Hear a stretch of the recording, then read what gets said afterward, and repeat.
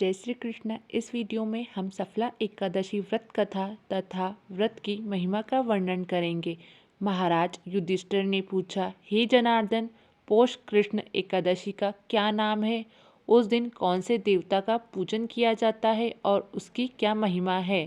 क्या विधि है? कृपा मुझे बताइए।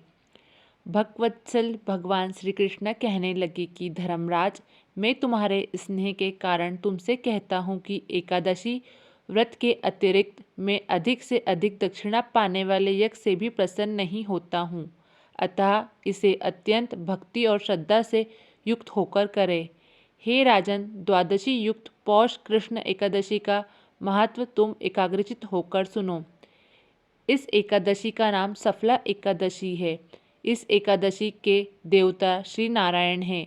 विधि पूर्वक इस व्रत को करना चाहिए। जिस प्रकार नागों में शेषनाग, पक्षियों में गरुड़, सब ग्रहों में चंद्रमा, यज्ञों में अश्वमेध यज्ञ और देवताओं में भगवान विष्णु श्रेष्ठ है, उसी तरह सब व्रतों में एकादशी का व्रत श्रेष्ठ है। जो मनुष्य सदैव एकादशी का व्रत करते हैं वे मुझे परम प्रिय है। अब इस व्रत की विधि कहता हूँ। मेरी पूजा के लिए ऋतु के अनुकूल फल, नारियल, नींबू, नवेद आदि 16 वस्तुओं का संग्रह करें। इस सामग्री से मेरी पूजन करने के बाद रात्रि जागरण करें। इस एकादशी के व्रत के समान यज्ञ, तीर्थ, दान, तप तथा और कोई दूसरा व्रत नहीं है।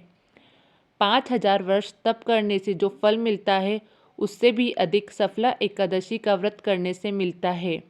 हे राजन, अब आप इस एकादशी की कथा सुनाइए। चंपावती नगर में एक महिष्मान नाम का राजा राज्य करता था। उसके 4 पुत्र थे। उन सब में लुम्पक नाम वाला बड़ा राजपुत्र महापापी था। वह पापी सदा पर स्त्री और वेश्यागमन तथा दूसरे बुरे कर्मों में अपने माता पिता का धन नष्ट किया करता था।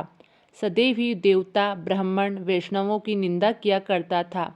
जब राजा को अपने बड़े पुत्र के ऐसे कुकर्मों का पता चला तो उन्होंने उसे अपने राज्य से निकाल दिया। तब वह विचारने लगा कि मैं कहाँ जाऊँ, क्या करूँ। अंत में उसने चोरी करने का निश्चय किया। दिन में वह वन में रहता और रात्रि को अपने पिता की नगरी में चोरी करता तथा प्रजा को तंग करना और उन्हें मारने का कुकर्म करता। कुछ समय पश्चात सारी नगरी भयभीत हो गई। वह वन में रहकर पशु आदि को मारकर खाने लगा। नागरिक और राज्य में कर्मचारी उसे पकड़ लेते किंतु राजा के भय से छोड़ देते। वन के एक अति प्राचीन विशाल पीपल का वृक्ष था। लोग उसकी भगवान के समान पूजा करते।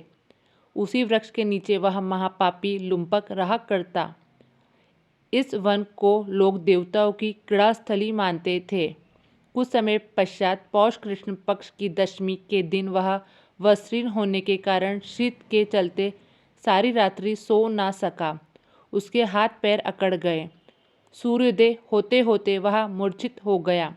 दूसरे दिन एकादशी को मध्याह्न के समय सूर्य की गर्मी पाकर उसकी मूर्छा दूर हुई।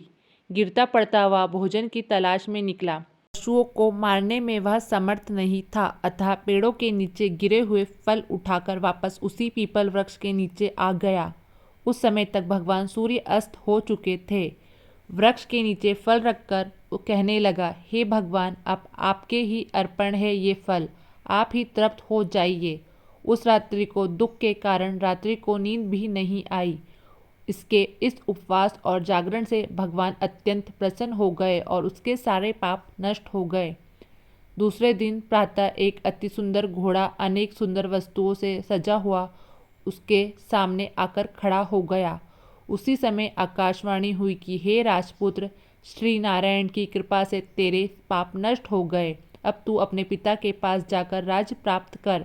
ऐसी वाणी सुनकर वह अत्यंत प्रसन्न हुआ और दिव्य वस्त्र धारण करके भगवान आपकी जय हो कहकर अपने पिता के पास गया। उसके पिता ने प्रसन्न होकर उसे समस्त राज का भार सौंप दिया और वन का रास्ता लिया।